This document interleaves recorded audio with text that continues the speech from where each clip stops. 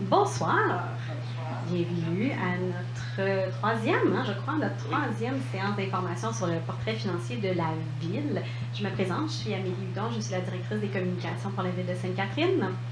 Alors, ce soir, quelques petites directives. Donc, on va faire une présentation. Vous allez voir, il y a quand même beaucoup de contenu.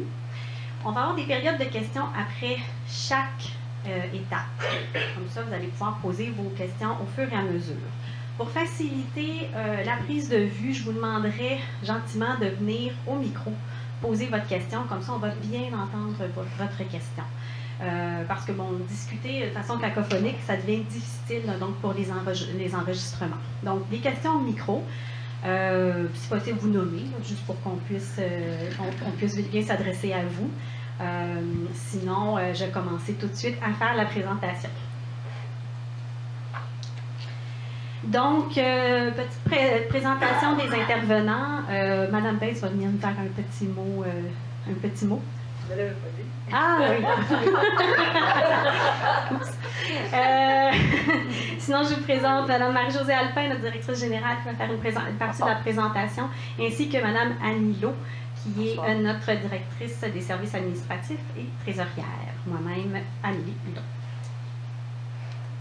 Donc, je souligne la présence des membres du conseil municipal dans la salle. Alors, Mme Isabelle Morin du district 1, Martin Gélina, district 2, Annick Latour, district 3, Monsieur Sylvain Bouchard, district 4, on ne sait pas de district, Mme Marie Levert, district 5, et ainsi que M. Michel Leblanc, district 6.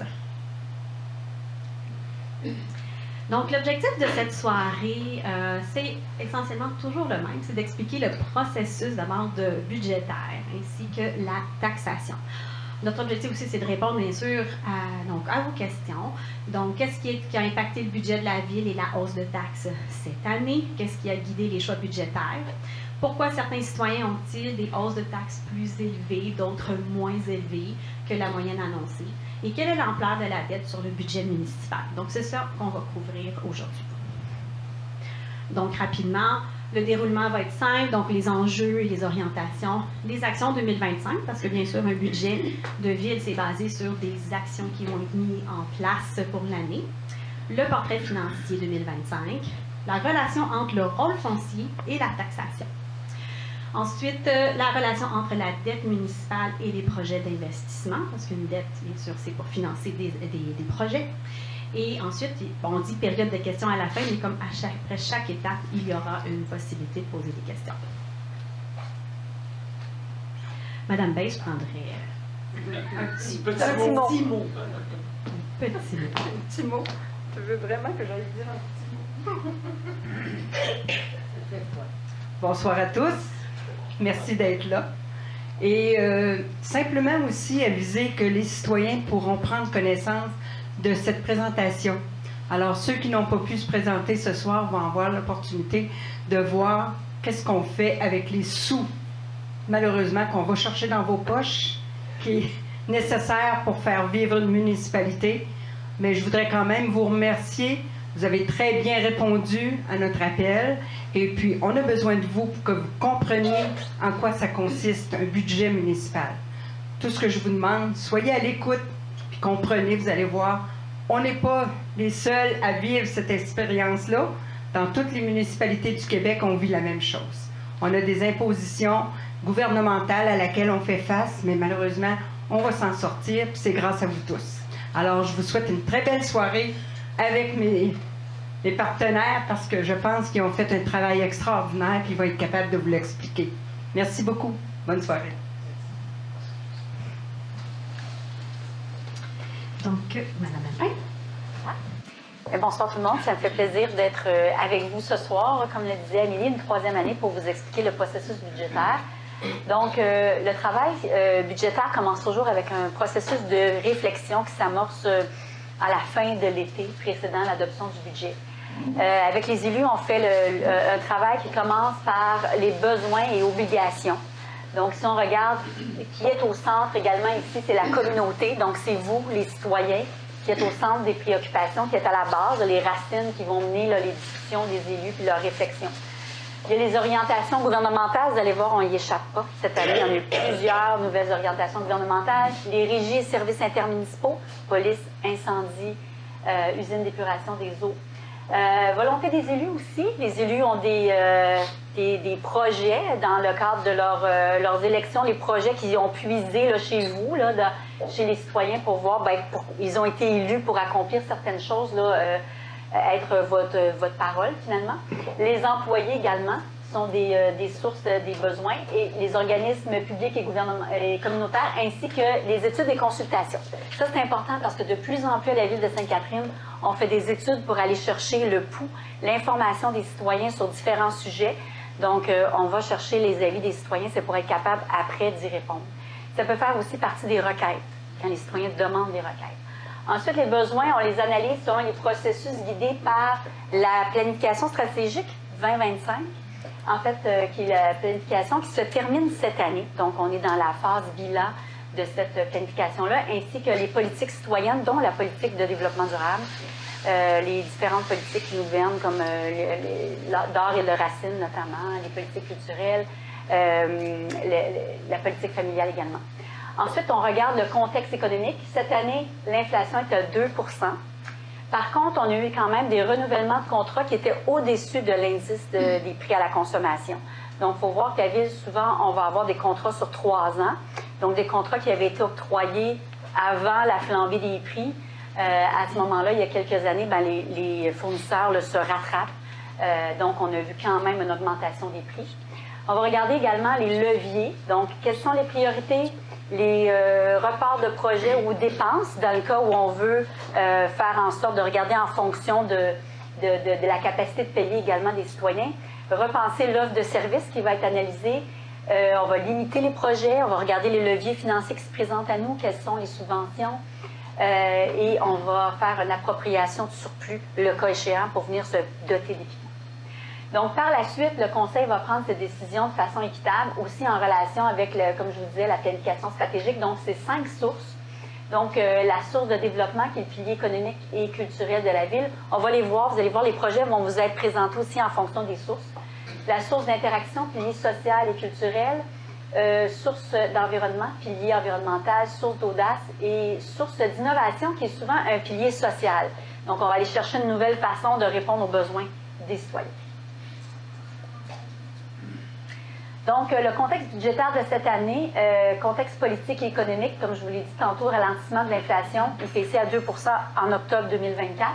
Il y a eu le renouvellement de certains contrats d'une durée de 3 ans au-dessus du niveau de l'inflation. Il y a les réformes provinciales visant à uniformiser la collecte du bac bleu et de la consigne au Québec, donc l'arrivée de Éco-entreprise Québec, qui a une incidence également. Bonification de l'enveloppe par le gouvernement du Québec pour le partage d'un point de la TVQ. Donc, c'est des éléments qui nous permettent d'aller soit vers plus de dépenses, soit vers plus de revenus dans certains cas.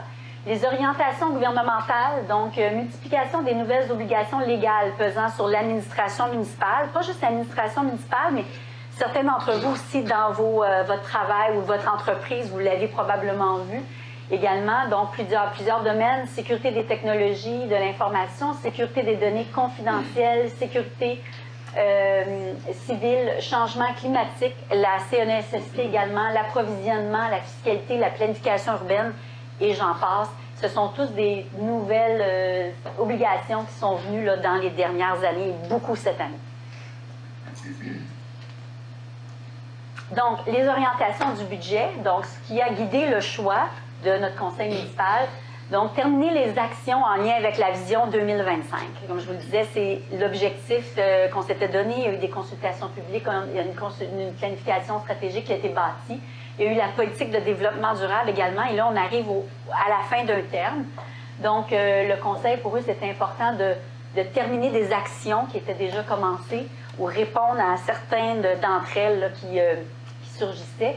Donc, au niveau de la source de développement, c'était la pérennité économique du territoire et des actifs municipaux. Donc, il a été déterminé de favoriser le développement économique local, respecter les nouvelles obligations légales et responsabilités exigées par les paliers gouvernementaux, gestion des actifs, Donc, assurer la pérennité de nos infrastructures selon les principes de résilience au changement climatique. Donc, on parle ici de nos bâtiments, de nos infrastructures, de notre flotte de véhicules. Ensuite, dans les sources durables, il va y avoir la résilience au changement climatique, diminuer notre empreinte écologique, les îlots de chaleur et améliorer la gestion globale de l'eau. Donc, autant l'eau d'épuration, la filtration, notre consommation de l'eau potable également. Sources d'interaction, donc culture identitaire du territoire municipal, mettre en valeur les paysages naturels et identitaires, les espaces de socialisation pour les citoyens et connecter les quartiers entre eux par des liens actifs. Donc, source d'innovation, c'est l'accueil et le service à la population. Donc, repenser les services aux citoyens et favoriser l'accueil des nouveaux citoyens et l'inclusion des populations vulnérables. Donc, on va voir plus tard comment ça s'est traduit là, dans différents projets, ces éléments-là que les élus ont mis de l'avant. Dans les leviers d'équilibration du budget, donc l'objectif est d'optimiser le budget opérationnel de la ville et des régies partenaires, il ne faut pas l'oublier. Il y a toujours un travail qui se fait en amont avec les régies pour minimiser les impacts aussi sur le compte de taxes des citoyens. Donc, prioriser les actions répondant aux obligations législatives, aux défis des changements climatiques et à l'amélioration des services aux citoyens. Reporter certains projets ou dépenses. Donc, il a été réfléchi à dire, bon, est-ce que tous les projets qu'on a envie de mettre sur la table ou que c'est des besoins, est-ce que c'est nécessaire de les mettre sur la table pour l'année 2025? Est-ce qu'on peut penser leur financement autrement? Et ce qu'on a fait également, c'est qu'on a optimisé le budget de la fin d'année fiscale 2024 afin de limiter les projets à financer par règlement. Ce que ça veut dire, c'est qu'en fin d'année, en décembre, on a pu voir ce qui nous restait dans nos caisses et on a pu préparer l'année de 25. Donc déjà de voir aux commandes de certains matériaux, je pense gravier, sable, déjà avec le budget qui nous restait des années, plutôt que de dire ben, on va retaxer en 2025. Il y a des équipements aussi pour les parcs qu'on était capable d'acheter. Donc on a beaucoup optimisé là, la fin d'année plutôt que de reporter ces dépenses-là en 2025. Arrimer la taxation et la tarification avec les coûts des services rendus, donc ce que ça nous coûte d'être capable d'augmenter les tarifications. Utiliser 304 520 des surplus affectés. Comme on vous l'a présenté dans les années antérieures, on a maintenant une politique de gestion des surplus.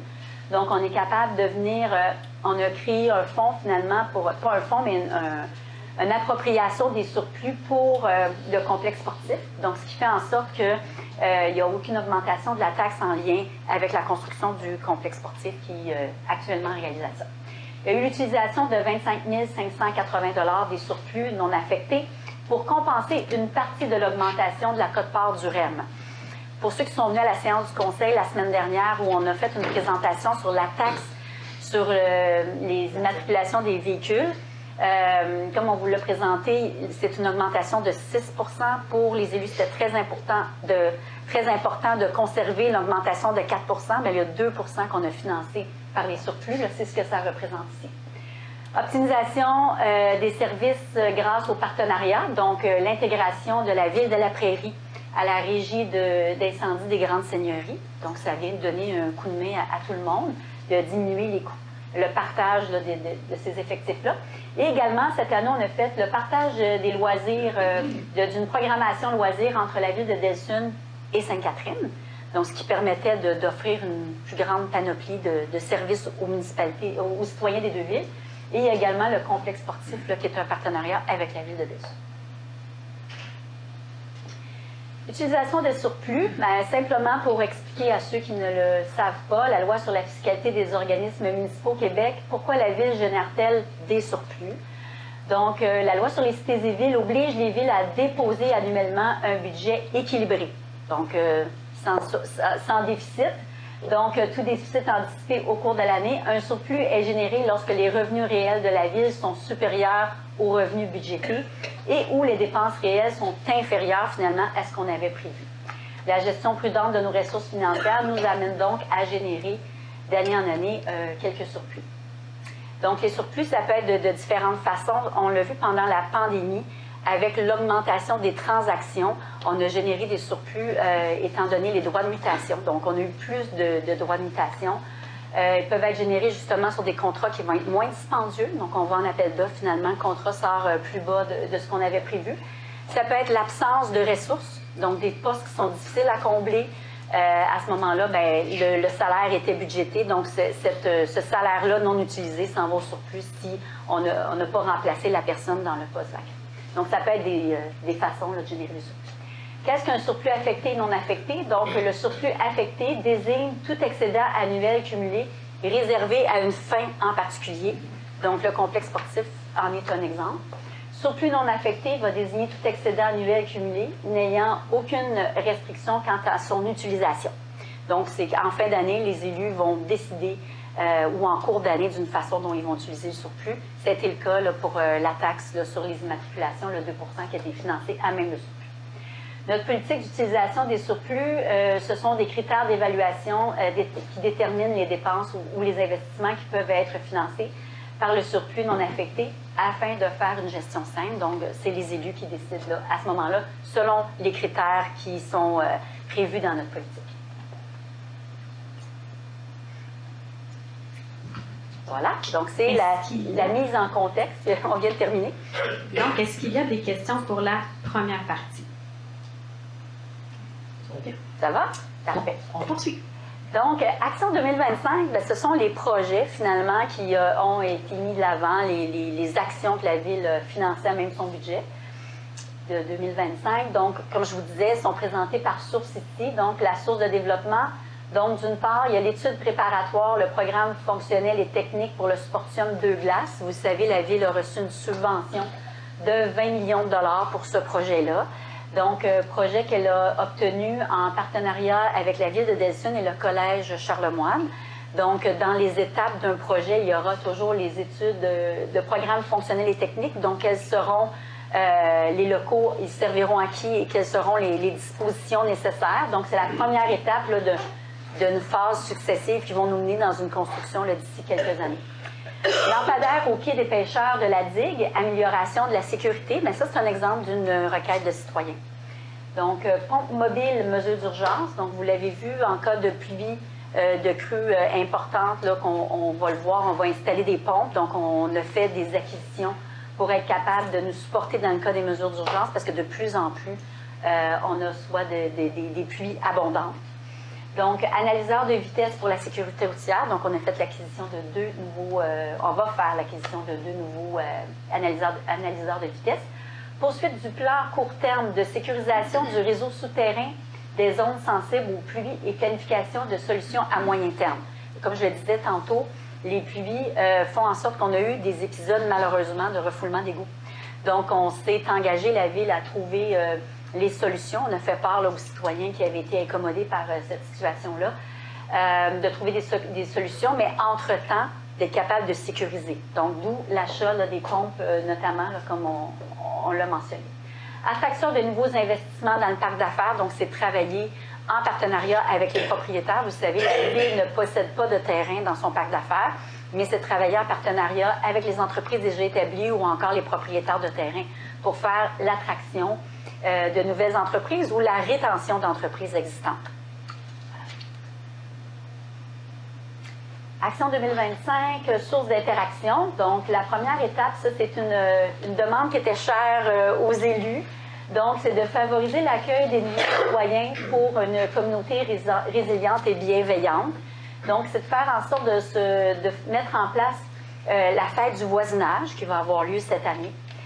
Également le souper communautaire tous à table et également de bonifier le guide du citoyen cette année qui fait place à des informations pour les nouveaux résidents de Sainte-Catherine, mais qui sont aussi parfois des nouveaux arrivants au Québec.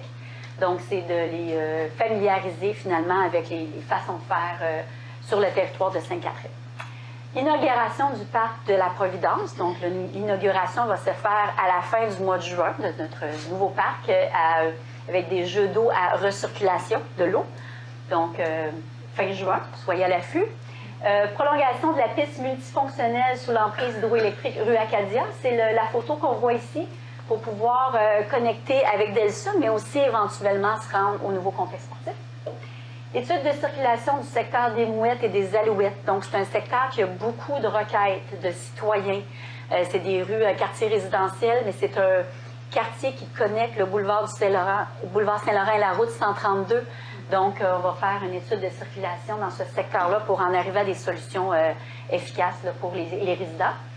Au niveau des parcs, il y a le remplacement de bordure et sable du parc Brébeuf. Bordure et sable, le remplacement est rendu nécessaire. On a des problématiques de guêpes fouisseuses. Donc, ils font des nids dans le sable, puis ça devient dangereux pour les enfants. Donc, la ville a commencé un changement là, de revêtement au niveau du sable qui est remplacé par des copeaux, puis on en profite pour changer les bordures. Et il y a l'abri des joueurs pour le terrain de baseball qui va avoir lieu, donc abri de joueurs pour, on l'a dit tantôt, les changements climatiques. Donc, c'est de plus en plus chaud, donc pour que nos joueurs soient à l'abri. C'est un des exemples ici d'où on a profité finalement des argents disponibles en fin d'année pour être capable d'investir, sans toucher le budget 2025. Récro-Parc, poursuite de la gratuité pour les citoyens, donc la plage, le stationnement, rendez-vous polaire et prêt d'équipement sportif hivernal. Source d'innovation, c'est l'évolution du site Web. Donc, on a cet outil qui date quand même de 10 ans. On l'a fait toujours évaluer, mais on va rentrer dans une phase, finalement, de modification de notre site Web, notamment pour les nouvelles normes d'accessibilité et de confidentialité des données personnelles des citoyens et des utilisateurs du site. Source durable. Donc, retour d'une collecte de branches annuelle. L'année dernière, avec la venue de l'éco-centre, on se disait, bon, ben, et finalement, avec la disponibilité, les citoyens étaient pour avoir plus de possibilités d'aller porter leurs branches, mais il en demeure qu'il y a quand même une collecte qui est réclamée. Donc, les élus ont revu le positionnement et la collecte de branches va se faire, de mémoire, c'est celle au printemps. Donc, vous allez le voir, elle va être annoncée, mais au printemps, là, pour le ménage, à la fin de l'hiver, en vue de la belle saison. Pour ceux qui ont reçu le guide du citoyen, parce que normalement vous devriez l'avoir reçu, elle est bien là et les dates sont inscrites dedans. Campagne de sensibilisation sur la consommation d'eau potable et la gestion des eaux usées. Programme de bac récupérateur d'eau de pluie subventionné. Donc, la Ville va faire l'acquisition et va le vendre des bacs à coût moindre pour les citoyens qui voudront s'en procurer. Donc, les bacs de récupération d'eau de pluie, faire en sorte d'utiliser moins l'eau d'aqueduc pour arroser nos potagers et nos jardins. Gainage d'aqueduc du boulevard Marie-Victorin. Caractérisation des digues. Ça, c'est une nouvelle obligation rendue cette année, rendue obligatoire par le gouvernement provincial. Vous savez, suite aux inondations qu'il y a eu, là, je pense entre autres à Sainte-Marthe-sur-le-Lac, le gouvernement nous demande de caractériser les digues et d'en faire l'évaluation pour une question de sécurité civile. Donc, la ville de Sainte-Catherine possède des digues en bordure de la rivière Saint-Régis. Donc, on va devoir évaluer leur état cette année et de façon continue par la suite. L'éclairage des terrains de tennis et du terrain synthétique, donc pour une diminution de la pollution lumineuse. Donc, c'est quelque chose qu'on a enclenché. Plantation de 200 arbres prévus pour le verdissement et la stabilisation des berges de la rivière Saint-Régis. On réussit toujours à avoir des subventions, mais il nous en manque encore. Donc, on travaille la poursuite de recherche de subventions, notamment de façon convaincante auprès du gouvernement provincial. Source d'audace, la Ville a fait un partenariat avec l'organisme IVEO, qui est un organisme à but non lucratif, en fait, qui est créé par le ministère de l'Économie pour favoriser l'innovation technologique pour répondre aux enjeux environnementaux et la baisse de l'empreinte écologique pour les municipalités. En fait, c'est des façons de faire pour soit améliorer des processus dans notre fonctionnement, pour être capable, d'une part, d'optimiser nos façons de faire. Je vais penser à, entre autres, il y a des villes qui ont travaillé avec cet organisme-là pour être capable de maximiser la route de l'épandage de sel, finalement, durant l'hiver, de voir à certains endroits, ça va jusqu'à dire, bien, à certains endroits, il faut en mettre plus qu'à d'autres. Donc, ce qui fait une économie d'abrasifs également pour la ville. En devenant partenaire avec cet organisme-là, on a accès aussi à toute la banque d'éléments innovants qui a été formulés. Donc, on peut les prendre, les adapter de façon gratuite sans engager des consultants. Donc, profiter finalement des recherches qui ont été faites. Actuellement, on regarde, nous, pour travailler avec cette entreprise-là, notamment sur l'électrification de nos transports et de notre flotte de véhicules. Dans la gestion des actifs, les infrastructures et voiries, il y a la reconstruction de la rue, des rues dans le secteur Auteuil-Verchères. On a fait une première phase il y a 2 ans. Donc, on va regarder la planification et devis de la phase 2. Donc, dans la réfection d'une rue, il y a toujours 3 phases. Donc, les études préparatoires, les plans et devis et par la suite, la construction. Donc, dans cette étape-là, on va être aux plans et devis cette année. Réfection de la rue Brébeuf. Donc, on est dans les plans et devis. L'année dernière, l'été passé, on a fait notamment une consultation publique où on était en action. Donc, on a emmené les citoyens à prendre une marche sur la rue Brébeuf pour comprendre là, notamment ce qui ne fonctionnait pas ou connaître les attentes. Ça a fait partie de nos études préparatoires. Réfection annuelle de chaussée. Donc, cette année, vous allez recevoir les informations. Il va y avoir un plan également. On touche plusieurs secteurs de la ville dans la réfection de la chaussée. Modification du bâtiment de service du parc Montcalm. Donc, c'est un bâtiment qui subissait beaucoup de vandalisme. Donc, on va modifier son architecture pour limiter, faire en sorte que les jeunes, plutôt, je pense, qu'ils grimpent sur le toit et finalement, c'est dangereux pour eux, puis ils vandalisent finalement le parc. Donc, on va travailler à cet effet-là. Modification électrique du centre municipal. Donc, le centre municipal ne possède pas de génératrice en tout temps. Donc, quand il manque d'électricité ou s'il y a une panne, à long terme, on doit prendre la génératrice, l'emmener, la brancher. Ce qui a des impacts sur le service aux citoyens, puis sur notamment la bibliothèque. Donc, cette année, on va faire en sorte de modifier l'entrée électrique pour être capable d'installer la génératrice de façon permanente. Je rajouterais aussi que le centre municipal, c'est un centre pour les mesures d'urgence aussi pour les citoyens. Donc, d'où l'importance de cet outil. De cette installation. Au niveau du matériel roulant et des équipements, il y aura le remplacement d'équipements, d'outils et de véhicules. On a quand même une flotte de véhicules, puis j'ai été étonnée de voir qu'on a des véhicules qui datent des années 80. Donc, il faut voir aller changer. On les entretient bien, mais il faut voir aller changer. Il y a l'achat d'une remorque aussi pour la signalisation et pour le déploiement des barrières d'eau en cas de mesure d'urgence. La rivière étant un de nos plus grands risques là, au niveau des débordements. Informatique, gestion des actifs et loisirs, il y aura le remplacement des portiques antivol à la bibliothèque, donc ce qui va se faire cette année. C'est important de noter ici que c'est des projets qui sont inscrits au plan triennal d'immobilisation et certains projets inscrits au PTI sont sous réserve d'une subvention. Donc, il se peut que certains de ces projets-là n'aient pas lieu parce qu'on attend une subvention, donc ça sera de voir si on l'a ou pas, ou d'une approbation gouvernementale, donc notamment pour le règlement d'emprunt. Deuxième étape, est-ce qu'il y a des questions sur les actions prévues? Oui, Mme Gallery. Vous invitez au micro. Plus une interrogation. Je voulais savoir si dans tout votre portrait financier, même surtout au niveau du web, il est aussi, vous avez une approche concernant l'intelligence artificielle? Oui, effectivement. L'intelligence artificielle fait partie, on ne peut pas passer à côté, hein? Ça va faire partie finalement des façons de travailler. Il va falloir l'intégrer également puis être capable de travailler avec cet équipement-là. Donc, ça fait partie, quand on a vu les équipements informatiques, d'être capable de l'intégrer à nos façons de faire. Ça peut être une façon également pour nous d'optimiser certaines façons de faire, certains procédés pour la ville également. Merci. Il est important, toujours selon la sécurité des données, la confidentialité. Donc, c'est deux enjeux, effectivement. Donc, la rapidité de ces développements technologiques et s'assurer de, bien sûr, la sécurité des données. Autre question? Oui, je vous inviterai au micro.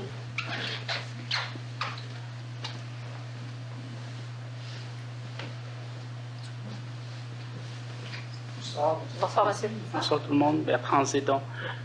Ça va toujours dans le même ordre d'idée que madame. C'est concernant le site de la ville.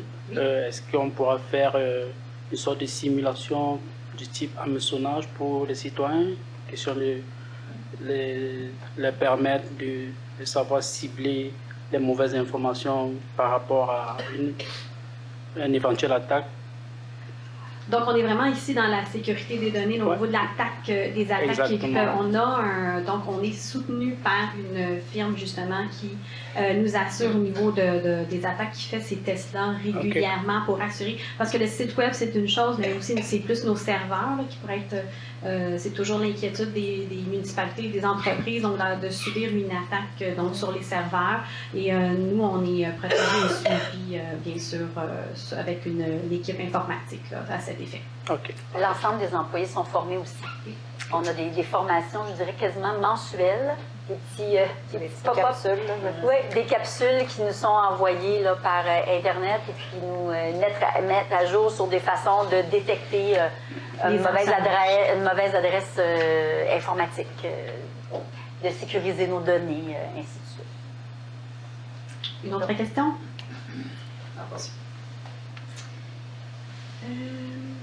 Portrait financier? Oui, je peux aller. Donc, avant de rentrer là, dans le vif du sujet au niveau là, des finances municipales, avant de laisser la place à ma collègue Annie, les faits saillants, donc le budget équilibré de la ville, c'est un budget cette année de 41 555 000. 41 millions, c'est une hausse de 5,6 L'affectation des surplus, donc il n'y a eu aucune augmentation de taxes en lien avec le complexe sportif. Et une partie de la hausse de la quote-part est assumée, comme je vous l'ai présenté tantôt, pour le REM. La taxation résidentielle est en hausse de 2,2 et comparable à l'IPC, ce qui est comparable à l'IPC de 2 là, au niveau canadien. On arrive aussi dans l'optimisation des ressources et des processus pour répondre aux nouvelles obligations. Je vous les ai énumérées tantôt. C'est une des parties de nos obligations. Et on va regarder la ville, je vais vous le présenter un petit peu plus tard, mais on va regarder sur l'embauche stratégique pour répondre aux besoins de l'organisation et les défis qui se présentent à nous. Dans une autre étape, il y a la résilience au changement climatique. Donc, on va prioriser les actions pour augmenter la résilience au changement climatique de la municipalité. Donc, notamment, on parlait tantôt de la plantation de 200 arbres. Il faut être capable, oui, de remplacer les arbres qu'on a en bas, mais éventuellement, il faut être capable de créer des zones de fraîcheur pour diminuer nos îlots de chaleur, notamment. C'est un des éléments pour le confort, finalement, des citoyens. Voilà. Les hausses du compte de taxes pour 2025. Ici, on vous a fait une comparaison dans la région. Je fais une parenthèse ici parce que c'est toujours la nature humaine veut tout le temps se comparer à son voisin. Par contre, la comparaison, c'est souvent inéquitable et complexe parce qu'on n'a pas les mêmes réalités d'une ville à l'autre. Je vous donne un exemple, quelques exemples ici. On sait que Delsun a un parc industriel très lucratif, contrairement à celui de Sainte-Catherine. On sait que Saint-Constant a encore un développement résidentiel soutenu d'année en année par des nouvelles constructions, ce que la ville de Sainte-Catherine n'a plus depuis plusieurs années. Donc, ça va être du redéveloppement. Donc, on va avoir quelques constructions par année. Et, entre autres, la ville de Candiac, qui, eux, ils ont une valeur foncière très haute de leur parc immobilier. Donc, c'est là où c'est difficile de se comparer parfois. Fait que moi, ce que je vous invite à faire, ce qu'on a voulu faire, c'est de comparer la ville sur elle-même. Donc, qu'est-ce qu'on s'améliore d'année en année? Mais cette année, on vous a présenté les deux. Donc, une comparaison avec les villes voisines et notre comparaison avec nous-mêmes, la ville. Donc, on vous a présenté l'indice de l'IPC, puis on vous montre là, finalement l'augmentation de taxes là, des villes avoisinantes. Donc, la ville de Sainte-Catherine qui se situe juste au-dessus de l'IPC, là, comme la ville de Mercier, puis pas trop loin de la ville de Delsun. Donc, et les autres sont un peu plus hautes. Voilà. Donc, je vais laisser Annie pour la suite. Oui, je l'ai ici.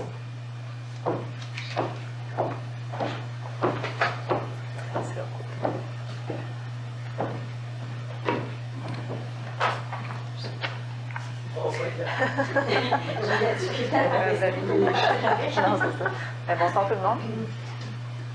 Donc, ici, ce que vous voyez à l'écran, c'est la répartition là, des revenus de la ville pour l'année 2025. Donc, ce qu'on peut constater ici, c'est que la ville est tributaire beaucoup là, des taxes foncières, autant municipales, résidentielles que non résidentielles. Donc, ça représente là, près de 70 %.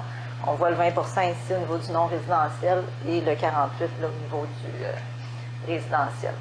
À cela s'ajoute la tarification des services, donc l'eau, la collecte des matières résiduelles, qui est un autre 15 qui se retrouve également là, sur le compte de taxes. Au niveau des dépenses, on l'a divisé comme un petit peu en trois, donc le budget interne, le budget externe et le service de la dette. Donc celui que vous voyez ici, c'est le budget interne, donc celui genre, qui n'est pas non régi et tout ça, c'est vraiment les dépenses de la ville à proprement dit. Donc on voit ici qu'il y a environ près de 60 qui est lié directement au service aux citoyens, notamment avec les travaux publics à 37 donc le déneigement, l'entretien des rues, entretien des bâtiments, etc. Et un autre 20 là, pour ce qui est des sports, culture, loisirs et de la vie communautaire. Donc ici, vous avez un portrait un petit peu des augmentations par type de dépenses. Donc au niveau des faits saillants, on a une augmentation là, de 7,9 au niveau de l'entretien des infrastructures. Ma collègue tantôt en a discuté là, au niveau de l'augmentation, c'est principalement dû là, à l'étude de circulation là, du secteur des mouettes et des alouettes. Au niveau des parcs et des patinoires, c'est l'ajustement de la contribution au récréoparc qu'on a inclus cette année dans le budget. Dans les années passées, on mettait un montant moindre, mais à la fin de l'année, on venait voir c'était quoi un peu le besoin réel du récréoparc et on payait un montant supplémentaire. Donc cette année, on l'a inclus directement dans le budget. Et au niveau là, des déchets, l'augmentation de 14,3 est due là, aux ajustements de coûts de l'écocentre en fonction de l'utilisation réelle. L'année passée, c'était une première année, donc on avait mis un montant estimé. Cette année, on a une meilleure idée là, des coûts que l'écocentre va nous coûter. Si on poursuit encore là avec les dépenses d'opération, donc le 17,2 c'est en lien avec le remplacement prévu de certains lampadaires. Ensuite, au niveau du déneigement, on a une augmentation qui est pas mal l'IPC. Et finalement, là, au niveau du GNI, c'est le renouvellement, entre autres, là, des contrats d'exploitation, d'entretien de la station d'épuration du récréoparc. Et on a également une indexation là, au niveau des assurances là, reliées là, à la cybersécurité et aux événements météorologiques externes. Donc, je ne veux pas plus qu'on a on va dire des dégâts liés aux conditions climatiques, plus les assurances augmentent à cet effet. Donc ici, on voit là, justement quand on disait que des renouvellements de contrats au-dessus de l'IPC, ici, c'est vraiment des exemples là, de quand on augmente de 6,6 %, c'est sûr que pour un contrat, on vient de faire, on est au-dessus de l'IPC dans ces contextes-là.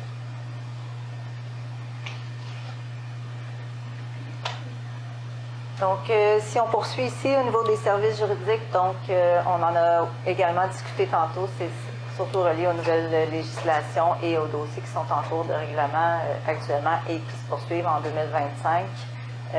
Au niveau de l'informatique, le renouvellement du contrat à la hausse et de la cybersécurité, encore une fois. Au niveau des dépenses d'élection, on voit un 87,5 ça représente 35 000 de plus parce que dans le fond, depuis les dernières élections, on réservait un montant de 40 000 à chaque année et on est venu ajouter un 35 000 supplémentaire là, pour cette année, à cet effet. Et par la suite, là, au niveau des communications, eh bien, c'est la campagne de sensibilisation qui inclut le programme des barils de récupération d'eau de pluie, qui était en lien avec la résilience climatique. Et ensuite, l'indexation là, des services numériques et le plan d'action pour l'accueil des nouveaux citoyens.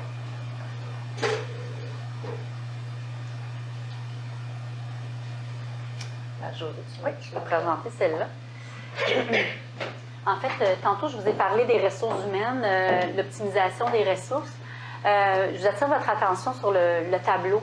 Si on regarde en 2020 et 2024, il n'y a presque pas eu de changement dans le nombre de ressources à la ville. Même, on a eu une diminution là, au niveau de la pandémie, où, en fait, c'est des étudiants, des surnuméraires qui n'ont pas été embauchés parce qu'on était en confinement en 2020, 2021. Ensuite, on voit qu'il y a une stabilité, mais nos obligations, nos façons de faire nécessitent plus de ressources. Donc, dans cet élément-là, c'était de voir la stabilité générée du nombre d'employés. Ce qui est arrivé, c'est qu'à À la ville de Sainte-Catherine, on a une stabilité, comme vous pouvez le voir, mais la stabilité générale du nombre de ressources s'est maintenue dans les 5 dernières années, malgré les défis grandissants. Donc, c'est ce que je viens de vous expliquer. Le défi de main-d'œuvre, on a de la difficulté à faire de l'embauche dans certains corps de métier. Donc, où il y a une rareté d'emploi, on a une rareté plutôt de ressources, ce qui fait en sorte qu'on a des postes qui ne sont pas comblés depuis presque 2 ans. Donc, sont affichés, on a eu certaines ressources, elles ont quitté. C'est des ressources sur lesquelles on est peu compétitif par rapport au marché privé, notamment. Pour ne pas le nommer, il y a le poste d'arboriculteur. C'est un poste qui est très, très difficile à combler, qui demande quand même un certain niveau technique. Et donc, on voit qu'il y a une rétention difficile. Il y a également aussi une rétention de main-d'œuvre difficile au niveau du personnel surnuméraire. Il y a été une époque où c'était possible d'aller chercher des ressources temporaires pour un 6 mois, pour un 8 mois. C'est de moins en moins facile parce que l'économie va bien quand même. Donc, les gens se trouvent des emplois à plus long terme. À cet effet-là, même pour les étudiants, c'est quand même difficile de se trouver un emploi. Donc, les obligations légales, on en a parlé tantôt, je ne reviens pas là-dessus, ce sont les mêmes. Les élus ont quand même demandé qu'un exercice d'optimisation des ressources soit fait au sein de la municipalité, à savoir, est-ce qu'on a les bonnes ressources aux bonnes places, est-ce qu'on a les bons effectifs? Donc, comment on peut revoir le fonctionnement de nos services pour mieux répondre aux besoins de notre population? Donc, ça peut résulter sur des embauches. Donc, à ce moment-là, il y a une prévision d'ajout de ressources à travers l'administration municipale, mais qui va être faite en fonction des résultats de l'optimisation qui est en cours de processus actuellement.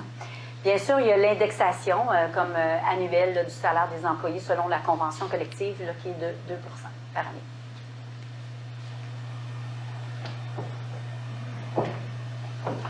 Donc, si on poursuit avec les budgets externes, on se rappelle les budgets externes, là, on parle ici là, de la MRC, de nos différentes régies, la régie d'assainissement des eaux. On inclut aussi l'achat de l'eau qui est fait auprès de Candiac.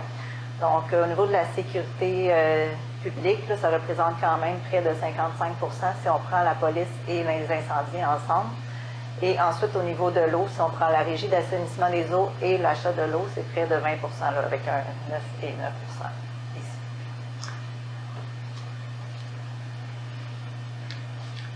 Donc, ici, on vous a démontré là, un peu plus en détail, c'était quoi les augmentations ou les variations là, pour chacun des budgets externes. Donc, le fait saillant le plus important, Marie-Josée l'a mentionné tantôt, c'est vraiment la venue là, de la prairie à la régie d'incendie et la diminution de la quote-part pour le complexe sportif là, de Delsun-Sainte-Catherine. Donc, pourquoi la diminution de la quote-part pour le complexe sportif, c'est que au début, on était dans la phase de construction, on est encore dans la phase de construction. Pourquoi on prévoit une diminution? C'est qu'on prévoit qu'il y a environ là, la moitié de l'année où on va avoir des revenus qui vont entrer aussi. Donc, ce ne sera pas juste des frais de construction dont on a à financer. Donc, c'est l'explication pourquoi il y a une diminution de la quote-part pour le complexe sportif. Il faut prévoir que le centre sportif va ouvrir ses portes officiellement à l'automne 2025. Donc, on va avoir des revenus à partir de ce moment-là.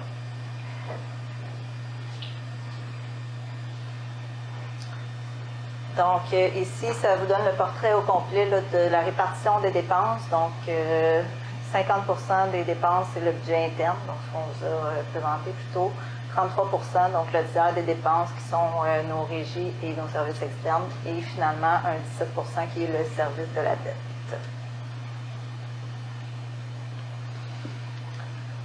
Donc, ici, comme on a dit tantôt, hausse globale de 5,6 %. Donc, le budget interne de la ville qui augmente de 7,2 %. Donc, on le dit aussi, on vient toujours d'en parler, l'optimisation des ressources et des processus, l'indexation des salaires, les renouvellements de contrats qui sont plus hauts que le 2,2 % d'augmentation. Et l'ajustement de la construction récroparc qui explique là, le 7,2 %. Au niveau du budget externe, on vient toujours de le mentionner.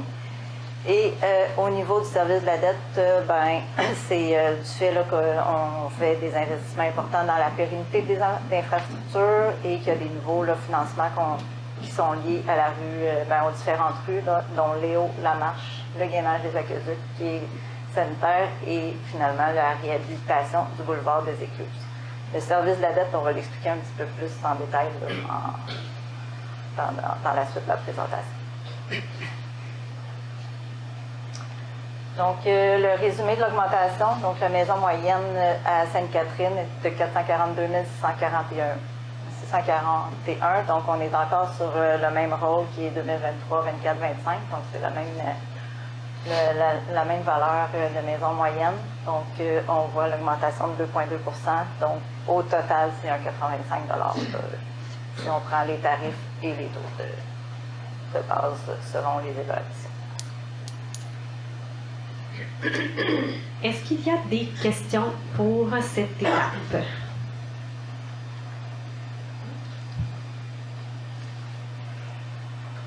Donc, on va à la relation entre le rôle foncier et la taxation.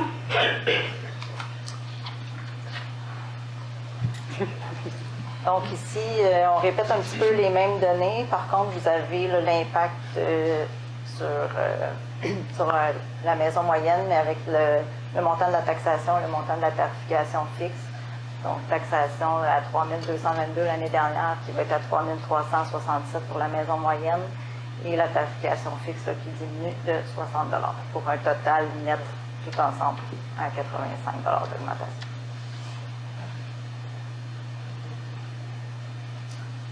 Ici, on vous a illustré là, différentes valeurs de maison avec l'impact sur l'augmentation de leur compte de taxe à eux. Donc, vous avez les différentes maisons. Donc, plus on se rapproche du 441 000 en question, plus on est au milieu là, sur le point, c'est ça, exactement. Ça serait bien d'avoir un petit pointeur. Mais donc, avec le 85 et le 2,2. Plus la valeur de la maison est en bas de la moyenne, plus on va être en bas aussi de la moyenne en fonction de notre valeur de maison. Et c'est ça. Et le cas contraire, bien, si la maison augmente, on va être un peu plus haut que la moyenne. Donc, on va présenter là, justement chaque cas de figure. C'est ça. Fait que dans le fond, toutes les maisons que vous avez vues dans le tableau précédent, vous avez le détail ici. Donc, une maison qui vaut 381 300, bien, au lieu d'être à 2,2 comme la maison moyenne, bien, elle va avoir une augmentation de 66 et qui va se situer là, plus à 1,9 La même chose ici, plus on se rapproche, là, on augmente un petit peu, donc 73 2,02 Encore là, on ne fait pas varier les évaluations. Donc ici, à 429, donc tout près du 441, là, on se rapproche de plus en plus. Là. Donc à 90 Même chose ici, à 458. Donc ça, c'était toutes les maisons qui étaient proches là, du X là, en question. Là. Et finalement, là, à 545 000, on est plus à près de 2,6 à 119 et ici à 2,7 à 131 C'est un petit peu la relation qu'on peut faire. Plus la valeur moyenne augmente, plus le montant augmente. C'est un petit peu ça qui est écrit ici. Donc, c'est bien important de dire que quand on communique à chaque année, là, toutes les villes, on communique de la même façon. On annonce toujours c'est la valeur moyenne et le compte moyen, parce que vous comprenez qu'on ne pourrait pas faire un cas de figure sur toutes les tranches d'évaluation. Donc, c'est vraiment important qu'on prenne toujours la moyenne là, qui représente la majorité, bien sûr, des maisons dans notre parc immobilier. Est-ce que vous avez des questions sur la relation entre le rôle foncier et la taxation? Est-ce qu'on peut baisser la valeur d'une maison? Tu réponds pas à part qu'on passe. Non. Non. Ben, en fait, c'est pas nous c'est pas la ville, mais je rappelle, c'est très important parce que le rôle foncier est à tous les 3 ans et ça, c'est une obligation légale. Donc, toutes les villes, il n'y a personne qui y échappe. On a tous notre calendrier. Toutes les villes ne sont pas en même temps, sachez-le. Vous allez voir, là, il y a des villes qui ont eu leur rôle foncier cette année. Nous, ça va être l'année prochaine. Donc, ce sont des évaluateurs qui sont externes à la municipalité. Donc, c'est un contrat qui est donné à l'externe. Et c'est basé, je vous rappelle que c'est basé sur les évaluations, sur le marché immobilier. Donc, si vous avez une maison et que vos voisins ont vendu et qu'ils ont vendu 300 000 au-dessus de l'évaluation municipale, je vous donne un exemple peut-être très large, mais effectivement, ça veut dire que, qu'est-ce que ça veut dire? C'est que votre quartier est très en demande, votre rue est très en demande, et par conséquent, le marché immobilier vous mène à la hausse au niveau de vos valeurs, des valeurs foncières. Donc, c'est fixé par le marché immobilier, et c'est toujours une photo 1 an et demi avant. Donc, à cet effet-là, tantôt, là, juste avant qu'on commence, il y a des citoyens qui disaient, ben, nous, ça va jusqu'en 2026. Donc, le nouveau rôle, ça va être en 2026. Donc, on dit la photo, mais l'évaluation a été prise cet été. Donc, juillet 2024, là, 1er juillet 2024, les évaluations sont fixées en fonction des transactions, des évaluations, et c'est ça qu'on va voir arriver dans notre rôle au 1er janvier 2026. OK. Je viendrais peut-être juste ajouter un petit point là-dessus, par contre. Les villes ne s'enrichissent pas avec le fait que vos valeurs de maison augmentent. Ce qu'on vient faire, c'est qu'on vient stabiliser le taux ou le diminuer pour que vous payiez encore sensiblement la même chose. L'exemple qu'on peut donner là, on avait tantôt la hausse des taxes des autres villes. On avait quand même 2 villes là-dedans qui étaient en dépôt de rôle cette année, Delsun et Mercier. Et on a vu que le taux est quand même à 2,2 et à 1,9. Donc, rassurez-vous, l'année prochaine, ça ne va pas aller en flèche parce que vos maisons vont augmenter. Explique la différence entre, donc, Candiac et qui ont des maisons plus... Des valeurs foncières plus hautes. effectivement. Ça va venir faire changer le taux, là, quand on parle de taux de base, là, la Ville va venir travailler sur ce taux-là pour venir donc diminuer. Vous l'avez vu, il y a 3 ans, le taux a diminué. Là, donc en 2023, le taux a diminué. Donc c'est ça, c'est à ce moment-là sur ce chiffre qu'on travaille. Ce qui a été plus difficile la dernière fois, c'est qu'on est arrivé à une conjoncture entre l'augmentation. Il y a eu une augmentation importante de la valeur des propriétés. Hein. On le voit là, pendant la pandémie, un marché inflationniste. Il y a eu une augmentation aussi des taux d'intérêt également. Là. Fait que ça a fait une conjoncture où tout augmentait, autant les contrats municipaux qu'on devait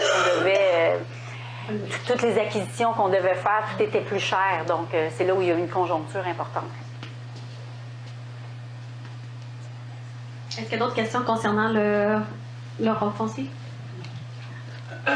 Donc, j'ai fait une remarque, parce que souvent on oublie aussi que notre richesse d'actifs s'améliore.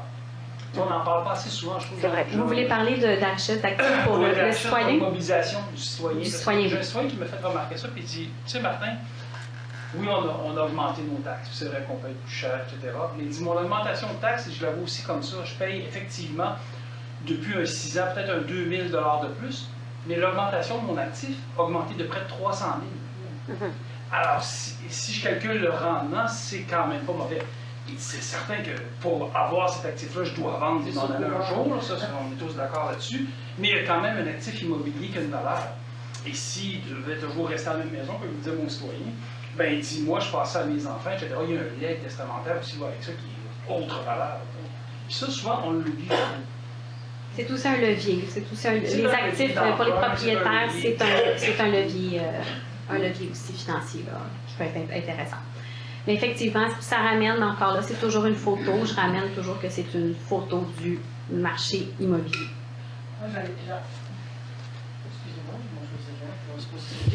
J'en ai une question. Qu'en est-il des blocs appartements, des gens qui possèdent un bloc appartement? C'est probablement pas le même taux d'imposition ou... C'est pas le même taux de De taxation. taxation, c'est-à-dire, pas d'imposition, excusez. De taxation? Ça fonctionne comment? Ben, effectivement, c'est pas le même taux. Actuellement, ici à la ville de Sainte-Catherine, on a les 6 logements et plus. Ouais. Puis un montant, là, j'ai pas le montant en tête, c'est le taux. Et on a ceux qui ont 6 logements et moins, qui ont le taux là, que vous voyez tantôt à l'écran à 0,76. Donc oui, effectivement, c'est pas le même taux.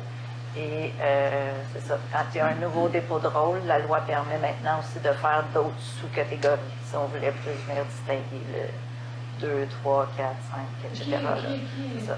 Mais c'est juste au moment du dépôt de rôle. Fait que ça ne s'applique pas ici à Sainte-Catherine parce qu'on n'était pas en dépôt de rôle en 2025. OK, parfait. Excusez-moi, merci beaucoup. Merci. On est là pour ça.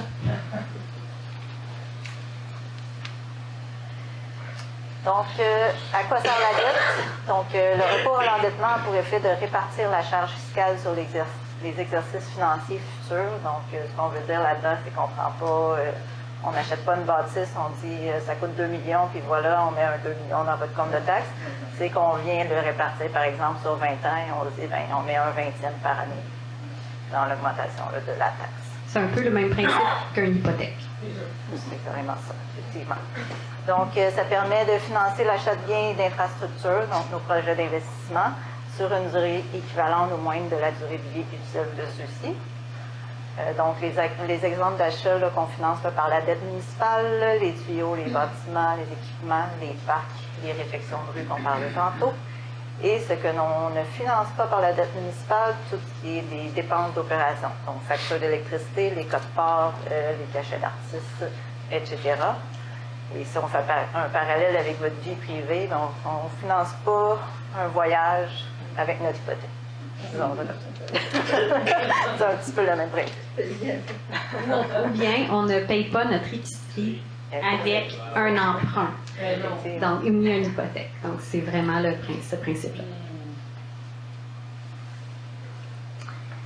Donc, comme on vient juste de le mentionner tantôt, on a parlé de projet d'investissement, on a parlé de dette. Donc, on trouvait ça important ici déjà de vous faire le parallèle entre tous les beaux projets qu'on vous a présentés plus tôt avec Marc-Josée et comment ça se traduit au fil du temps au niveau jusqu'à se rendre là, à la taxation. Donc, au moment de déposer le budget, on fait le budget d'opération, donc ce qu'on voyait tantôt avec interne, externe et le service de la dette. Mais en même temps, on dépose le budget de PTI ou le programme triennal d'immobilisation pour les 3 prochaines années. Et dans ça, on met les projets et on met les sources de financement.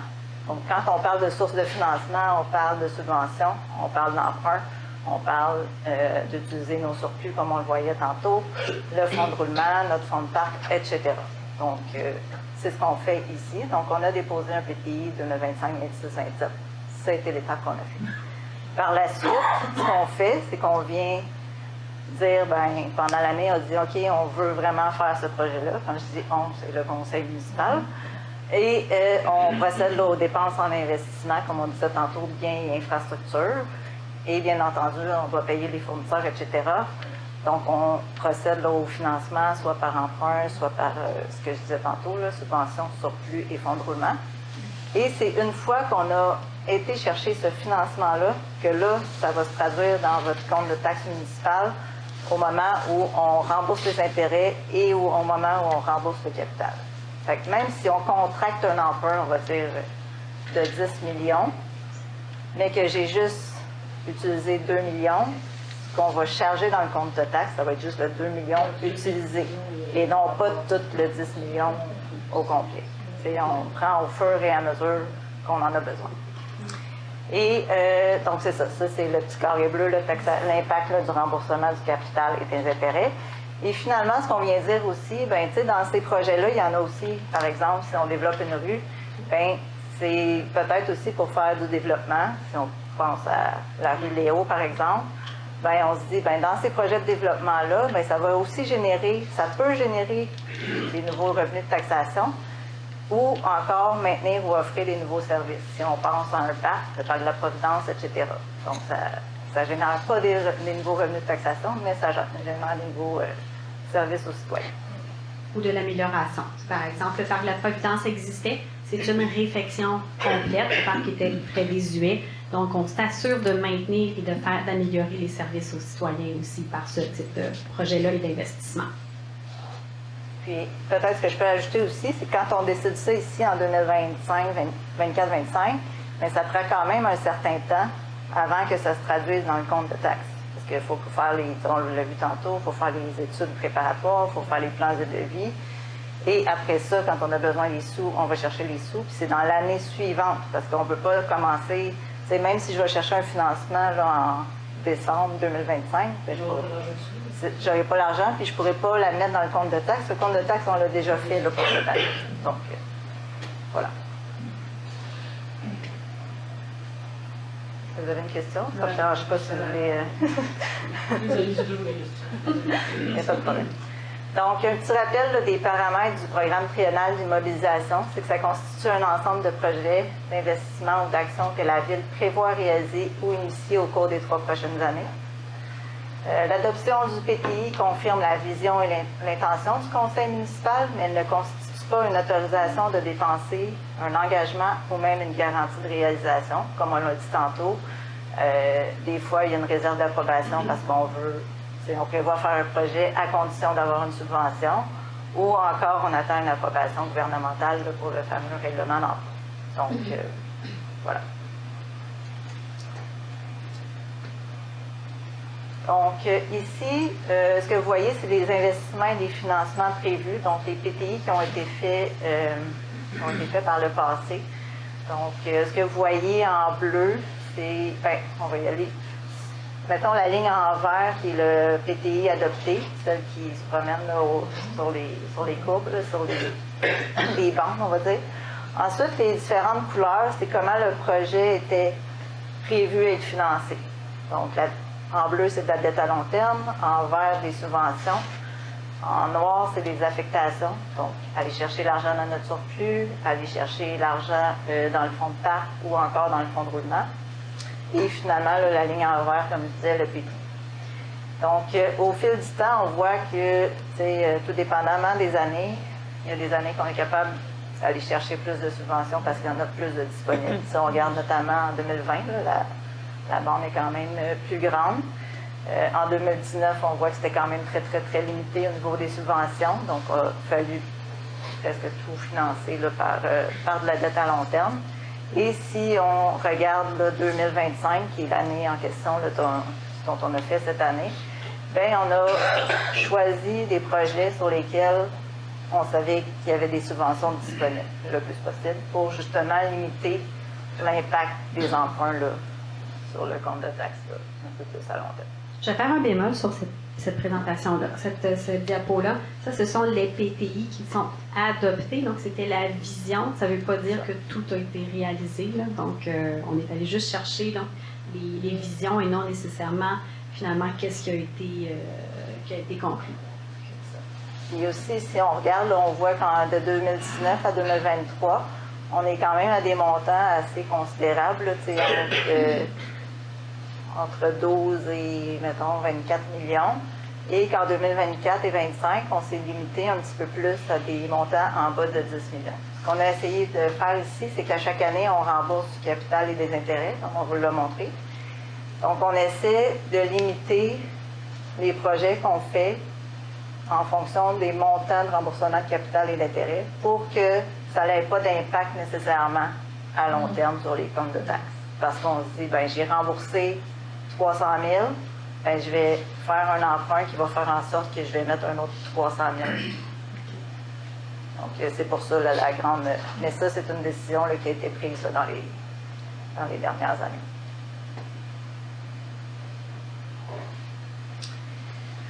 Donc, ici, vous avez l'évolution des budgets sur 5 ans.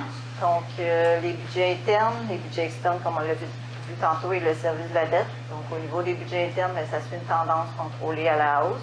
Encore là, on est tributaire de l'indice des prix à la consommation et des coûts des contrats. Au niveau des budgets externes, donc c'est une hausse très importante là, entre 2023 et 2024. Et ensuite, là, ça se stabilise. Donc, entre 24 et 25, la stabilisation est surtout due au fait de la régie là, des incendies là, qui ont introduit là, la prairie avec eux. Et au niveau du service de la dette, là, on a, ça suit un petit peu la courbe de nos budgets internes. Donc, c'est des investissements dans la pérennité des infrastructures et c'est des financements d'infrastructures importants en voirie, en eau potable, en eau usée.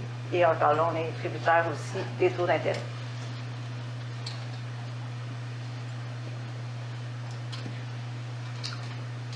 Donc, le portrait de l'évolution du service de la dette. Donc, quand on parle de service de la dette, là, c'est un des trois trucs là, qui rentraient dans la taxation. Donc, le service de la dette inclut notamment là, les remboursements de la dette, capital intérêt, comme on l'a dit, les versements reçus des subventions gouvernementales qu'on emprunte, parce que des fois, il y a des subventions que je reçois sur 20 ans. Donc, je suis quand même obligée de l'emprunter. Puis, aussitôt que je reçois le paiement, ben je rembourse mon... Fait que celle-là n'a pas d'impact parce que c'est une subvention qu'on reçoit, mais je suis obligée de l'emprunter quand même. Et finalement, là, les remboursements en fonds de roulement, parce que dans notre fonds de roulement, ben, je peux aller jusqu'à 5 ans. Fait que si je dis je veux acheter des équipements, des outils, etc., je peux dire je vais prendre l'argent là, mais j'ai une obligation de rembourser sur maximum 5 ans. Donc, c'est nos remboursements en fonds de roulement. Donc, voilà.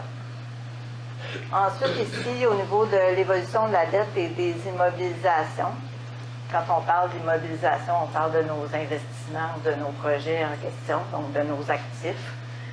Ce qu'on est venu démontrer, c'est que ce que vous voyez, là, la dette de la ville, la dette des organismes externes, ensuite vous avez la dette les deux ensemble, l'addition. Bien, tu sais, les bandes là, correspondent à peu près, on va dire, à la moitié des actifs. Bien, ça veut dire que c'est soit que mes immobilisations ont été financées par une autre source que de la dette, donc subvention, contrôlement, etc., je me répète, ou encore que toute ma dette sur ces immobilisations-là ont été remboursées, puis qui sont, tu sais, on est encore capable de les utiliser. Donc, c'est un petit peu ça l'image que ça reflète là ici.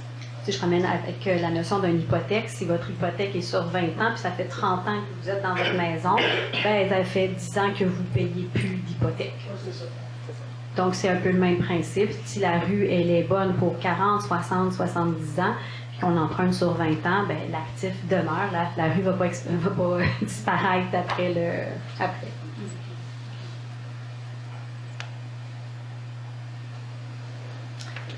Donc, vous avez le portrait des immobilisations. On voit ici 2023. Bien entendu, quand on parle du passé, notre année 2024 n'est pas encore complétée. Donc, on ne peut pas sortir les chiffres pour 2024 encore. Et bien entendu, tantôt on parlait de budget, c'est pour ça qu'on avait nos chiffres 2025. Mais ça, c'est ce qui a été sorti, qui a été audité par nos vérificateurs, etc. Donc, vous avez le portrait un petit peu. Donc, on a quand même près de 75 là, qui sont des infrastructures. Infrastructure en eau potable, infrastructure d'eau usée et infrastructure de voirie. Donc, Bien sûr aussi les bâtiments, donc ça aussi c'est des infrastructures importantes, là, comme le centre municipal Aimé Guérin.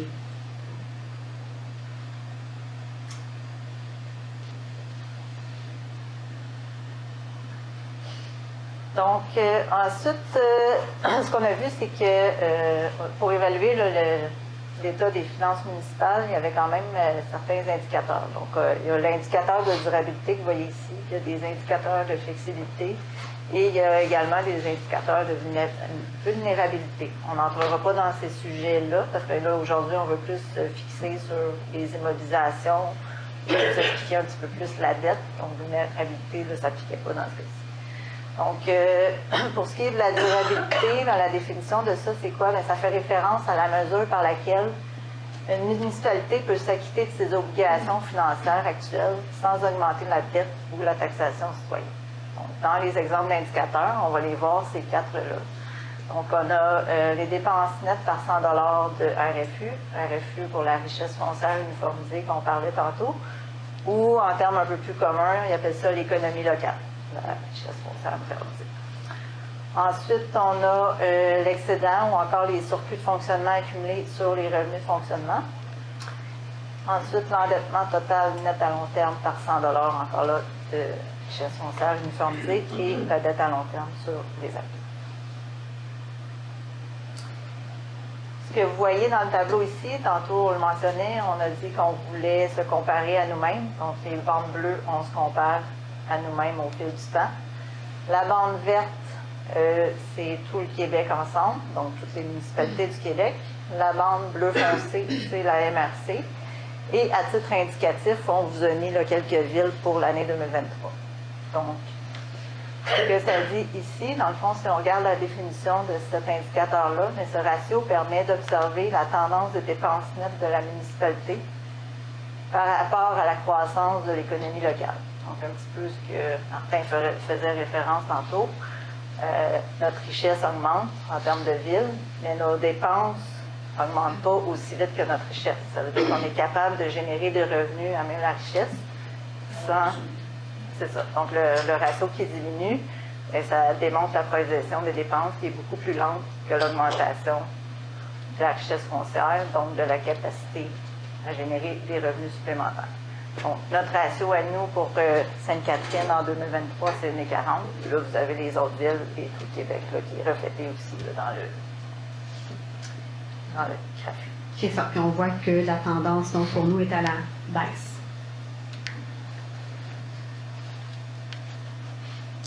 Donc, vous allez voir, tous les graphiques sont faits de la même façon. Donc, je ne vous réexpliquerai pas chacune des lignes. Donc, ici, on a les excédents de fonctionnement accumulés, ou excédents ou encore surplus accumulés sur nos revenus de fonctionnement. Donc, ce que ça dit ici, c'est que les revenus annuels, présents et antérieurs, donc ceux du passé, ont été suffisants pour couvrir le coût annuel du budget d'opération et du service de la dette. Ce qu'on mentionnait également quand on disait que c'est une obligation d'une ville de ne pas faire de déficit. Donc, puis qu'on disait qu'on était capable de cumuler des surplus à chaque année, ça se reflète ici.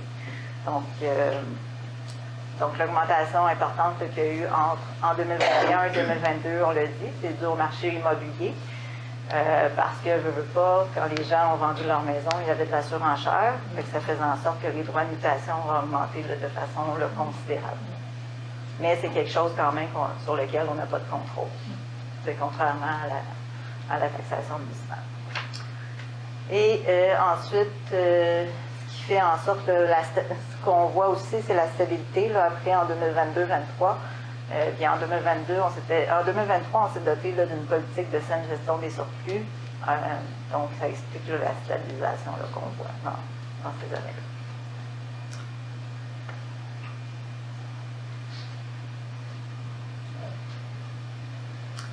Au niveau de l'endettement total net à long terme par 100 $ de richesse foncière, donc si on mesure notre endettement à long terme en proportion de notre richesse foncière, on voit ici qu'on est quand même un peu plus haut que la MRC et également plus haut que tout le Québec, mais on se rappelle qu'on disait tantôt qu'on misait beaucoup sur la pérennité de nos infrastructures pour faire de la prévention si on veut, au niveau notamment là, du gainage des aqueducs, des différents réseaux. C'est ça. Donc, ça explique un peu, nous, pourquoi on est un peu plus élevé. Donc, mais on voit quand même qu'on s'en va vers le bas parce que si on fait le parallèle avec le programme triennal de mobilisation tantôt, on voyait qu'en 24-25, on veut limiter un petit peu nos dépenses en investissement, ce qui va faire en sorte que notre endettement va finir par se stabiliser et diminuer.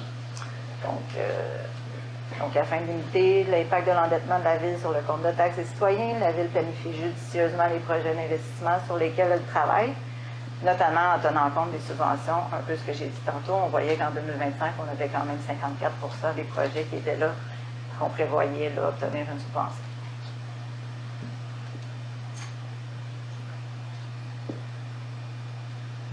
Au niveau de l'évolution de la dette à long terme sur nos actifs, donc ce ratio illustre la mesure par laquelle la municipalité finance ses actifs par emprunt. Donc, pour Sainte-Catherine, en 2023, on est à 36,62. On a été plus élevé que ça dans les années passées, mais on se rappelle que, quand je vous ai présenté un petit peu la ligne du temps du PTI, bien, veut pas, ce qu'on voit ici au niveau de la dette en 2020, bien, c'est des projets qui ont été faits dans les années précédentes à 2020. Donc, on peut passer à différentes rues, Garnier, Sud, Nord, etc. Donc, voilà. Donc, le ratio qui diminue démontre que les ressources financières sont disponibles pour financer des projets futurs. C'est un petit peu la même chose. Quand nous, notre hypothèque a diminué, ça nous donne de l'argent supplémentaire, soit pour financer d'autres projets. C'est le même principe ici pour la vie.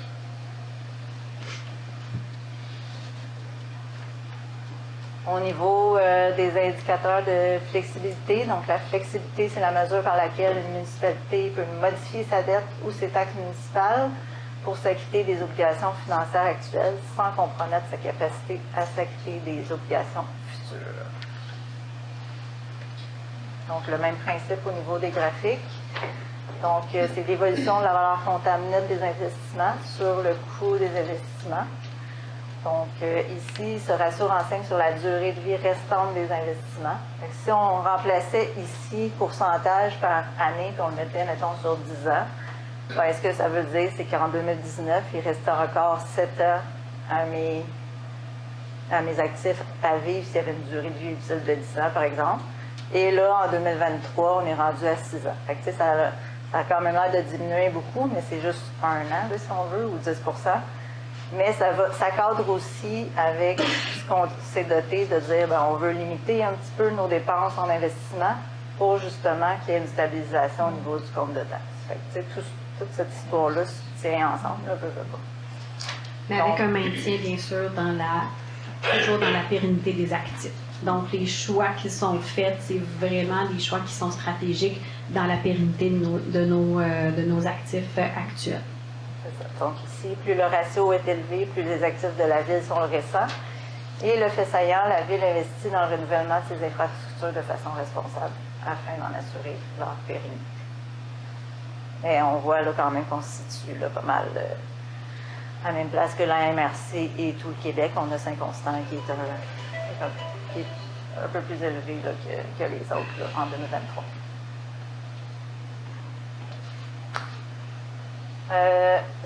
Ce ratio-là, donc l'évolution des acquisitions d'investissements sur les coûts, mais veut pas, ça va un petit peu avec l'autre. Donc ici, moins j'acquiers, plus mon chiffre diminue. Donc, ce ratio illustre la mesure par laquelle une municipalité peut maintenir, améliorer ou renouveler ses investissements. Donc, un ratio bas démontre que la municipalité utilise les actifs qu'elle a et qu'elle ne fait pas nécessairement des acquisitions là, importantes là, à chaque année. Donc, encore là, on est légèrement en bas de la moyenne en 2023 par rapport au reste du Québec, là, mais si on regarde en 2019, on était beaucoup plus élevé là, que le reste du Québec et de la MRC.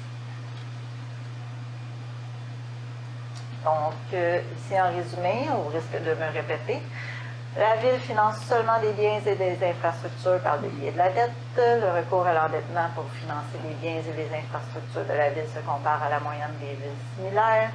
La Ville investit dans le renouvellement de ses infrastructures de façon responsable pour en assurer leur pérennité. On voyait aussi tantôt qu'il y avait environ 75 des éléments qui étaient financés par la dette qui étaient des infrastructures d'eau potable, d'eau usée et de voirie. Et qu'étant donné le contexte économique actuel, le Conseil a pris la décision là, de limiter les investissements en lien en infrastructure pour 2025. Ce qu'on voyait dans le TPI 2025 qui était un petit bâtonnet là, dans le fait. C'est ce qui termine la présentation. Est-ce que vous avez des questions sur sur l'ensemble de la présentation ou juste la dernière partie aussi là, qui était toutes les ratios? Allez-y au micro, Mme Gadouri. Je vous l'ai dit, Mme Gadouri, on est ici pour ça. Juste une question par rapport pas au financement, mais quand vous demandez une demande, là, non, je ne trouverai pas le mot, mais vous demandez une subvention.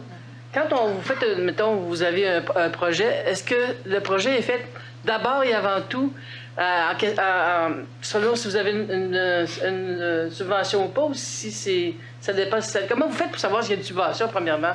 C'est-tu, on a une subvention, c'est ça qui me... Il y a beaucoup de programmes de subventions qu'on connaît. OK. Donc, on les connaît. C'est sûr que nos spécialistes connaissent les programmes de subvention qui existent dans leurs domaines respectifs. Est-ce que c'est sur ça que vous vous basez pour faire les demandes de projets ou ça dépend, ça c'est selon ce que vous allez prévoir? Ça va dépendre, Mme Gadouri, ça va dépendre. Il y a des projets sur lesquels le conseil municipal va dire on va y aller si on a une subvention seulement. OK. C'est ça que, OK. On veut le renouveler, mais pas à tout prix. OK. Il y a d'autres choses où on va avoir une infrastructure d'une rue, elle est nécessaire, il faut la faire. Okay. Donc, on n'a pas le choix d'y aller, mais on va la financer. Comme souvent, il y a la TEC, la taxe sur l'essence, qui nous permet de financer les infrastructures. Okay. Donc, on a un retour à cet effet-là. Je vais vous donner comme l'exemple d'une rue, comme la rue Lamarche qu'on vient de faire. On a pu la financer grâce à ce programme-là. On a vu bonifier le financement, notamment parce qu'il y avait un programme au niveau de Vélo-Québec pour la partie de la mobilité active. Fait qu'on est capable de financer en plus une partie de la piste cyclable. OK. Fait qu'on va aller des OK. fois cumuler certains programmes pour diminuer le coût de notre infrastructure. OK, bon, c'est clair pour moi. On va travailler comme ça. Monsieur Génina? Je voudrais être surf sur ce que Mme Gadouri vient de dire, parce que je trouve ça bien important. La part des subventions dans une municipalité est très importante. Oui. On est à la merci également de l'équilibre du budget gouvernemental. Et souvent, dans une période économique difficile, comme on va vivre prochainement dans les prochains mois, comme vous l'avez vu, c'est très difficile parce qu'on va à l'encontre de l'équilibre du budget d'en haut. On se souvient, Mme la mairesse et moi, parce qu'on était là à l'époque, quand il a annoncé le déficit zéro, exemple. Facile de dire en haut, on fait un déficit zéro, mais qui est le dernier payeur en bas et qui reçoit la facture en bas? C'est nous. Donc, au niveau des subventions, quand on est en période difficile, économiquement parlant, et Dieu sait qu'avec le voisin en ce moment de la difficulté, on peut s'attendre à ce qu'on ait beaucoup moins de subventions aussi. Ils vont resserrer leur budget, ils vont accorder des subventions dans des domaines précis qui ne sont pas nécessairement en équilibre avec ce qu'on recherche. Fait que quand vous voyez une période économique difficile, dites-vous qu'ils vont peut-être faire des grandes annonces en haut, mais s'ils font des belles grosses annonces en haut qui coupent, ben c'est nous en bas qui souffrons. Et c'est tout le temps comme ça. Ça fait 30 ans qu'on le vit, hein, Jocelyne, et à chaque fois que moi, il m'annonce « Wow, attention, déficit zéro », ben oui, qui va payer en bas, c'est nous. C'est la même chose avec le transport. Oui, c'est ça. Ben oui, effectivement. Monsieur Bouchard? Juste en complément, Mme Gadouri, parce que Mme la directrice peut expliquer les berges, la situation avec les berges, le financement qu'on a eu du fédéral, juste Oui, que les gens 20 millions, là. Oui, mais peut-être qu'une Oui, explication donnée. c'en est un bon exemple, ça. Les berges de la rivière, en fait, on a un projet qu'on avait mis sur pied en 2015. Finalement, les citoyens nous ont dit c'est un projet nécessaire, c'est important, mais à un moment donné, on ne peut pas le financer seulement à l'interne. Fait qu'on a travaillé ce projet-là d'une certaine façon. En fait, d'une part, au lieu de que ce soit uniquement un projet de Sainte-Catherine, on en a fait un projet régional.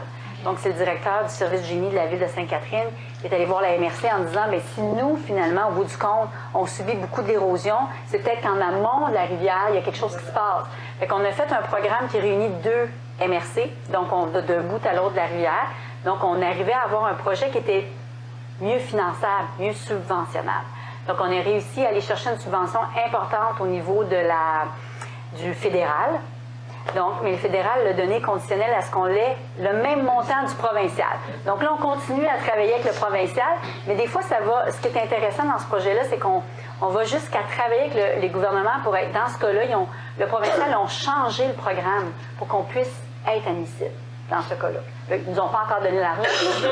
Mais quand même, c'est un montage c'est un programme qui date de 2015, on va être en 2020, on est en 2025, c'est 10 ans plus tard, mais on a été capable finalement de refaire un projet, de retravailler notre projet, de le rendre au niveau régional pour être capable finalement d'avoir une meilleure subvention. Ce que je comprends, c'est quand on a un bon projet, ça affecte plusieurs personnes, on peut réussir à avoir une subvention finalement. Quand on sait comment le défendre aussi. Quand on sait comment le défendre également. On va continuer demain, hein? On a une rencontre. Oui, demain, on a une rencontre. On va continuer, Mme Bates, on a une rencontre au bureau provincial, effectivement. Merci beaucoup. Merci. C'est très, très intéressant. Merci. Monsieur Carr. Oui, Enfin, oui. bonsoir. C'est juste pour revenir sur ce que tu mentionnais tout à l'heure avec l'augmentation de 300 000, 3 000 piastres de taxes. À peu près. À peu près, non, c'est des chiffres à peu près. C'est excellent, c'est très vrai. Sauf pour les personnes qui sont âgées et qui ont un revenu fixe de pension, si le compte de taxe augmente, leur revenu n'a pas augmenté en conséquence. Donc, non, je sais. Donc, à ce moment-là, oui, pour être confortable, il faudrait qu'ils vendent leur maison, qu'ils restent, on ne sait pas où, là. Fait que c'est ça. C'est ce qu'il dit. Fait que c'est pour ça, ma suggestion, puis je pense que je ne suis pas le seul, c'est qu'il faudrait peut-être penser pour ces gens-là, avoir un report de taxes qui pourrait être fait au moment où ils vendent leur maison. Je ne sais pas si ça s'est parlé, là.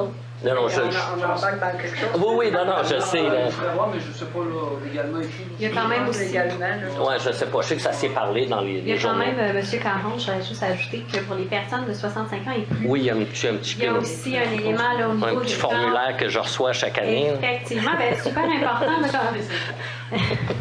Effectivement, c'est un formulaire qui est important parce que ça ramène aussi, ça touche effectivement cette cet élément que vous mentionnez, surtout quand il y a des augmentations de rôle, donc les personnes âgées peuvent faire une demande de remboursement au niveau de leurs impôts. Donc, un formulaire à remplir qui est envoyé avec le compte de taxe. L'information est sur le site Internet de la Ville.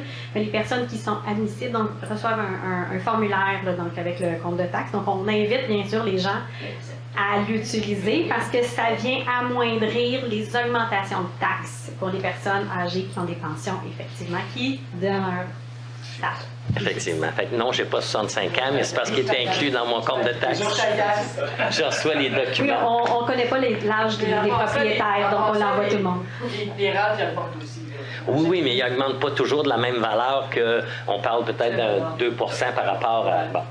Juste une autre question. Une question concernant l'éco-centre. Je sais que l'année... je vais aller comme ça. Ça fait bizarre d'avoir tous les gens à l'arrière de moi. Voyons, le montant avait été de 25 $ parce que le contrat avec Saint-Constant était d'1 an. Là, il a été renouvelé. Est-ce qu'il a été renouvelé pour une autre année ou pour plus long? Parce que là, présentement, on est monté à 48, ce qui représente quand même presque 100 Question? Je n'ai pas la réponse. L'information m'échappe moi aussi. OK. On pourra vous revenir. On pourra juste regarder. Mais je rappelle aussi que c'est toujours relatif à l'utilisation. Oui, non, je sais. Service, donc non, c'est juste pour voir si on pouvait s'attendre à ce que l'année prochaine, ce soit à peu près le même montant ou au contraire, ça allait augmenter. C'est juste un détail.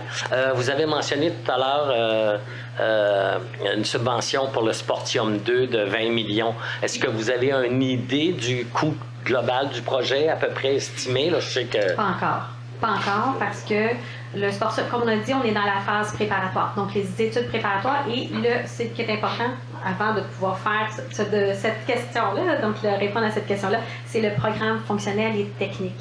Donc, quels sont les besoins dans l'infrastructure? Donc, ça va répondre à quels besoins? Un besoin de 1 salle, 2 salles, 3 salles, 4 salles. Donc, bref, c'est tous ces éléments-là qui vont être déterminés. Et ensuite de ça, on va pouvoir aller ce qu'on appelle en devis de performance et aller voir, justement, faire ces montages-là, dire combien va coûter une infrastructure comme un Sportium 2 glaces. Et après ça, donc, tout le même processus qu'on a fait pour le complexe sportif. Donc, on va avoir les véritables chiffres et non des chiffres lancés en l'air. Non, c'est juste parce que compte tenu que on avait une subvention de 20 millions. On a la plus grosse subvention, effectivement, là, qui peut être octroyée là, par le gouvernement du Québec, notamment parce que la Ville de Sainte-Catherine, la Ville de Delson et le Collège Charlemagne se sont mis en partenariat. Donc, c'était la force. On parlait de monter des projets qui étaient subventionnables. C'était justement une grande force qui a été mise de l'avant. OK, parfait. Vous avez montré tout à l'heure la dette. Oui. Vous n'avez pas mis le pourcentage d'augmentation d'une année à l'autre. Est-ce qu'elle est connue ou... parce que c'est difficile de déterminer, ça a augmenté de 2 % avec les courbes comme ça, c'est dur à évaluer. J'ai mes montants, mais je n'ai pas les pourcentages. Ça, c'est au niveau du service de la dette. C'est quel graphique je pourrais... Le dernier, on voyait... Non, c'était pas le dernier, c'était... Je vais vous montrer un élément là, que je sais qu'il y a un... Je suis peut-être pointilleux, là. Donc, ce que je pense, c'est que vous parlez de...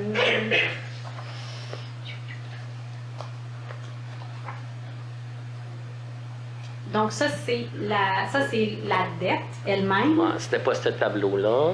C'est donc le service de la dette. Oui, c'est celui-là, oui. Donc, c'est vraiment important, ça, c'est le service de la dette.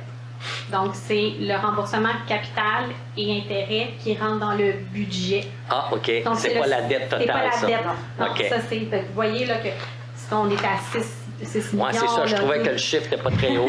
Non, mais c'est ça, parce que c'est le service de la dette. Donc, c'est vraiment le remboursement capital et intérêt qui fait partie de notre budget 2025. OK. Donc, on avait-tu un tableau qui disait le montant de la dette? 50. 50. Ça, c'est la dette. Oui, c'est ça. C'est la dette de la Ville que vous voulez voir? Oui, c'est ça. 50. OK, 50. Fait que juste à titre informatif, en 2019, ici, c'est 49 millions. Puis en 2023, on est à 52,9. Fait que là, on pourrait... 52,9. vous les donner, oui. Puis on rappelle qu'on n'a pas les chiffres 2024 qui vont sortir, bien sûr, avec le rapport financier qui est au courant du mois de juin. habituellement. OK, parfait. Merci. C'est à peu près 5 sur 2019 à 2023. 3-4. Non. Est-ce qu'il y a d'autres questions?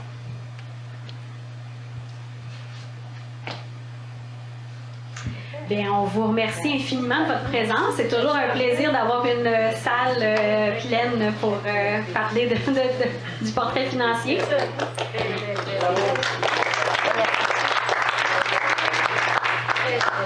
Alors, je vous rappelle que la présentation va être sur le site Internet et ainsi que cette année, donc notre captation vidéo là, pour les personnes qui n'ont pas pu se présenter sur place.